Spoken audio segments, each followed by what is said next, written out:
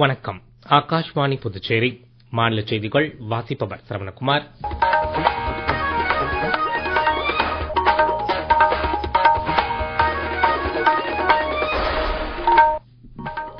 தலைப்புச் செய்திகள். நாடாளுமன்ற மழைக்கால கூட்டத்தொடரின் தொடக்க நாளான இன்று எதிர்க்கட்சிகளின் அமளி காரணமாக இரு அவைகளும் நாளை தினத்திற்கு ஒத்திவைக்கப்பட்டன. இந்தியா உலகின் 3வது பெரிய பொருளாதாரமாக மேம்படும் திசையில் வேகமாக பயணித்து வருவதாக பிரதமர் திரு நரேந்திர மோடி கூறியுள்ளார். கப்பல் மூலமான சரக்கு அனுப்புகை ஆவணங்கள் பற்றிய பில்ஸ் ஆஃப் லாடிங் மசோதா நாடாளுமன்றத்தில் நிறைவேற்றப்பட்டுள்ளது. புதுச்சேரியில் உள்ள தேசிய ஜனநாயக கூட்டணி அரசு மக்களுக்கு அளித்த வாக்குறுதிகளை முழுமையாக நிறைவேற்றி வருவதாக முதலமைச்சர் திரு ரங்கசாமி கூறியுள்ளார். இனி விரிவான செய்திகள். நாடாளுமன்றத்தின் மழைக்கால கூட்டத்தொடர் இன்று தொடங்கியுள்ளது. இக்கூட்டத்தொடர் 21 அமர்வுகளாக ஆகஸ்ட் 21ஆம் தேதி வரை நடைபெறும். கூட்டத்தொடரின் தொடக்க நாளான இன்று மக்களவையில் பஹல்காம் தீவிரவாத தாக்குதல் மற்றும் ஏர் இந்தியா விமான விபத்தில் பலியானவர்களுக்கு இரங்கல் தெரிவிக்கப்பட்டது. பல்வேறு மாநிலங்களில் இயற்கை சீற்றங்களால் ஏற்பட்ட உயிர் மற்றும் உடைமை சேதங்கள் குறித்து துயரம் வெளியிடப்பட்டது.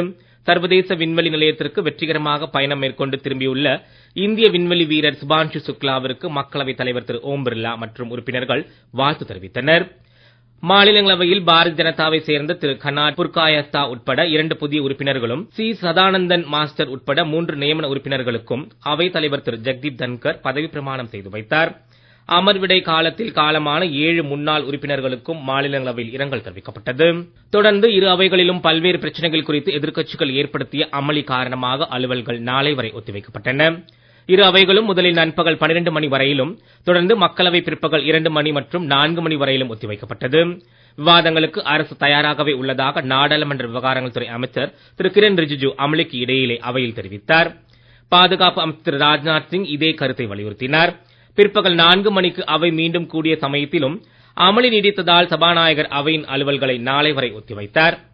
நாடாளுமன்ற கூட்டத்தொடர் தொடங்கும் முன்பாக பிரதமர் திரு நரேந்திர மோடி இன்று புதுடெல்லியில் செய்தியாளர்களிடம் பேசுகையில் இக்கூட்டத்தொடர் வளமான விவாதங்களுடன் ஜனநாயகத்தை வலுப்படுத்தக்கூடியதாக ஆக்கப்பூர்வ விதத்தில் அமையும் என நம்பிக்கை வெளியிட்டார். நாடாளுமன்றத்தின் மழைக்கால கூட்டத்தொடர் நாட்டிற்கே பெருமித தருணமாக கூட்டு சாதனைகளின் நிஜமாக கொண்டாட்டமாகவும் திகழ்வதாக அவர் கூறினார். ஆபரேஷன் சிந்தூர் நடவடிக்கையின் போது இந்தியாவின் ராணுவ வல்லமை உலகமே கண்டதாகவும் இந்நடவடிக்கையால் உலகின் கவனம் தீவிரவாதம் மற்றும் அதன் குவி மையத்தின் மீது திரும்பியிருப்பதாகவும் பிரதமர் கூறினார். இந்தியாவின் டிஜிட்டல் இந்தியா முன்முயற்சிகள் உலகளவில் கவனத்தை ஈர்த்து வருவதாகவும் இந்தியாவின் UPI டிஜிட்டல் பணமரிமாற்ற வசதிகள் உலகின் பல்வேறு நாடுகளில் பிரபலமடைந்து வருவதாகவும் அவர் தெரிவித்தார். 2014ஆம் ஆண்டிற்கு முன்னர் உலகின் 10வது பொருளாதாரமாக திகழ்ந்த இந்தியா தற்போது உலகின் 3வது பெரிய பொருளாதாரமாக மேம்படும் திசையில் வேகமாக பயணித்து வருவதாக அவர் கூறினார். பிரதமரின் பேட்டி குறித்து கூடுதல் விவரங்கள்.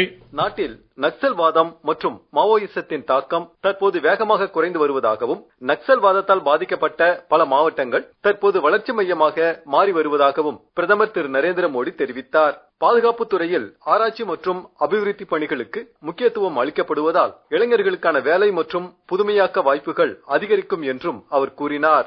அண்மையில் சர்வதேச அமைப்புகளுக்கு இடையிலான உச்சி மாநாட்டில் இந்தியா எட்டியுள்ள சாதனைகள் குறித்து பிரதமர் பேசுகையில் தற்போது இந்தியாவில் 90 கோடி தனிநபர்கள் சமூக பாதுகாப்பு திட்டங்களின் கீழ் கொண்டுவரப்பட்டுள்ளதாகவும் மழைக்காலத்தில் அதிகம் ஏற்படக்கூடிய டிரக்கோமா என்னும் கண்ணோய் இல்லாத நாடாக உலக சுகாதார அமைப்பு இந்தியாவை அறிவித்து இருப்பதாகவும் கூறினார்.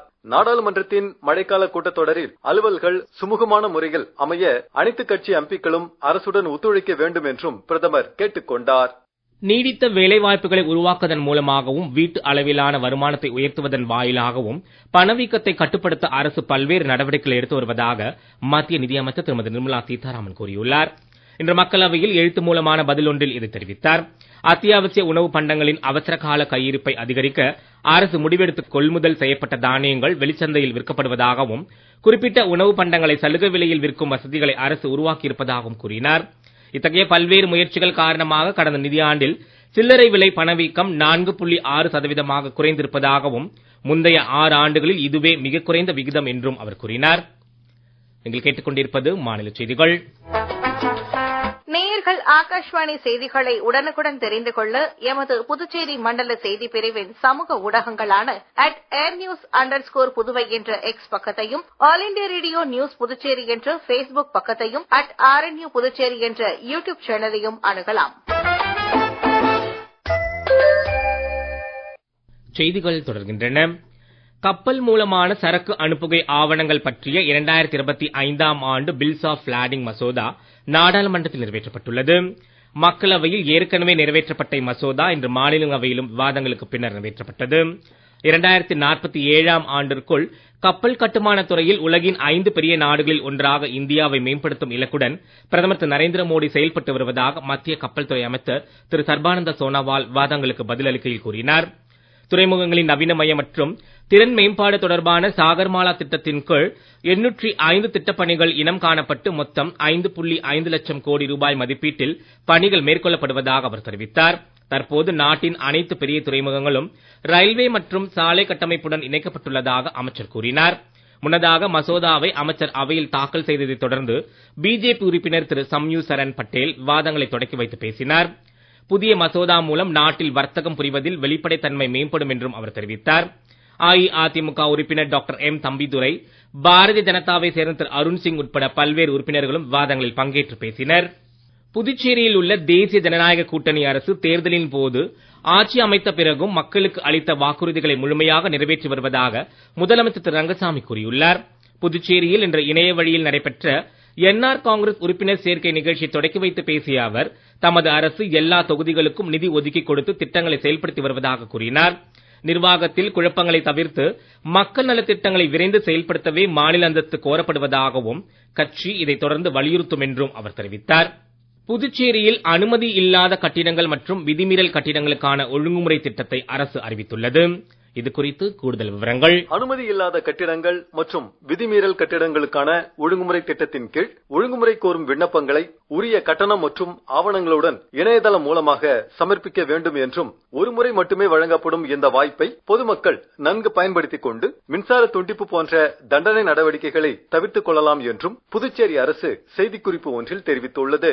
இத்திட்டத்தின் கீழ் குடியிருப்புகளுக்கான ஒழுங்குமுறை விண்ணப்ப கட்டணம் 5000 ரூபாயாகவும், குடியிருப்பு அல்லாத கட்டிடங்களுக்கான விண்ணப்ப கட்டணம் 10,000 ரூபாயாகவும் நிர்ணயிக்கப்பட்டுள்ளது. கலப்பு பயன்பாடு மற்றும் சிறப்பு வகை கட்டிடங்களுக்கு ஒழுங்குமுறை கட்டணத்தில் 50% சலுகை அறிவிக்கப்பட்டுள்ளது. கூடுதல் விவரங்களுக்கு புதுச்சேரி நகர அமைப்பு குழுமத்தின் இணையதளத்தையும் நகர மற்றும் கிராம அமைப்புத் துறையின் இணையதளத்தையும் அணுகலாம். புதுச்சேரியில் மணக்குள விநாயகர் கோவில் வளாகம் முழுவதிலும் பக்தர்களின் வசதிக்காக குளிர்சாதன வசதி ஏற்படுத்துவதற்கான மொத்த செலவில் 1/3 ஒரு பகுதியாக யூகோ வங்கியின் பிரதான கிளை வழங்கும் 11,90,000 ரூபாய்க்கான காசோலையை வங்கியின் மண்டல மேலாளர் இன்று முதலமைச்சர் ரங்கசாமியிடம் ஒப்படைத்தார். தொடர்ந்து கோவில் நிர்வாக அதிகாரியிடம் முதலமைச்சர் இக்காசோலையை வழங்கினார். சட்டப்பேரவையில் உள்ள முதலமைச்சர் அலுவலகத்தில் சட்டப்பேரவைத் தலைவர் திரு ஆர் செல்வம், பொதுப்பணித்துறை அமைச்சர் லட்சுமி நாராயணன் ஆகியோர் முன்னிலையில் நடைபெற்ற நிகழ்ச்சியின் போது வங்கி அதிகாரிகள் மற்றும் திருக்கோவில் பணியாளர்கள் உடனிருந்தனர். மணக்குள விநாயகர் கோவில் முழுவதிலும் வரும் ஆகஸ்ட் மாதத்திற்குள் குளிர்சாதன வசதி ஏற்படுத்தப்படும் என்றும், இதற்கான மொத்த செலவில் நன்கொடை போக எஞ்சிய தொகை கோவில் நிதியிலிருந்து வழங்கப்படும் என்றும் தெரிவிக்கப்பட்டுள்ளது. செவாலியே சிவாஜி கணேசன் நினைவு நாள் இன்று புதுச்சேரியில் அரசு சார்பில் அனுசரிக்கப்பட்டது. கிழக்கு கடற்கரை சாலை கருவடிக்குப்பம் சாலை சந்திப்பில் உள்ள சிவாஜி கணேசன் திருவுருவ சிலைக்கு சட்டப்பேரவைத் தலைவர் திரு ஆர் செல்வம், பொதுப்பணித்துறை அமைச்சர் லட்சுமி நாராயணன், துணை சபாநாயகர் திரு ராஜவேலு, சட்டமன்ற உறுப்பினர் திரு பாஸ்கர் என்கிற தட்சிணாமூர்த்தி ஆகியோர் மாலை அணிவித்து மரியாதை செலுத்தினர். வளிமண்டல மேலடுக்கு சுழற்சி காரணமாக வரும் 27ஆம் தேதி வரை தமிழகத்தில் ஒரு சில இடங்களிலும் புதுச்சேரி காரைக்கால் பகுதிகளிலும் லேசானது முதல் மிதமான மழை பெய்யக்கூடும் என சென்னை வானிலை ஆய்வு மையம் தெரிவித்துள்ளது. இன்றைய தினம் நீலகிரி, தென்காசி, தேனி, திருவள்ளூர், காஞ்சிபுரம் மாவட்டங்கள் மற்றும் கோவை மாவட்டத்தின் மலைப்பகுதிகளில் ஓரிரு இடங்களில் கனமழைக்கு வாய்ப்பிருப்பதாகவும் தெரிவிக்கப்பட்டுள்ளது. சூறாவளி காற்றுக்கு வாய்ப்பு அதிகம் உள்ள தமிழக கடலோர பகுதிகள், வங்கக்கடல் பகுதிகள் மற்றும் அரபிக்கடல் பகுதிகளுக்கு மீனவர்கள் செல்ல வேண்டாம் என அறிவுறுத்தப்பட்டுள்ளனர். இதற்கிடையே கடந்த 24 மணி நேரத்தில் அதிகபட்சமாக குமரி மாவட்டம் சிற்றாற்றில் 5 சென்டிமீட்டர் மழை பதிவாகியுள்ளது. மீண்டும் தலைப்புச் செய்திகள். நாடாளுமன்ற மழைக்கால கூட்டத்தொடரின் தொடக்க நாளான இன்று எதிர்க்கட்சிகளின் அமளி காரணமாக இரு அவைகளும் நாளைய தினத்திற்கு ஒத்திவைக்கப்பட்டன. இந்தியா உலகின் 3வது பெரிய பொருளாதாரமாக மேம்படும் திசையில் வேகமாக பயணித்து வருவதாக பிரதமர் திரு நரேந்திர மோடி கூறியுள்ளார். கப்பல் மூலமான சரக்கு அனுப்புகை ஆவணங்கள் பற்றிய பில்ஸ் ஆஃப் லாடிங் மசோதா நாடாளுமன்றத்தில் நிறைவேற்றப்பட்டுள்ளது. புதுச்சேரியில் உள்ள தேசிய ஜனநாயக கூட்டணி அரசு மக்களுக்கு அளித்த வாக்குறுதிகளை முழுமையாக நிறைவேற்றி வருவதாக முதலமைச்சர் திரு ரங்கசாமி கூறியுள்ளார். இத்துடன் செய்தியறிக்கை நிறைவு பெறுகிறது. வணக்கம்.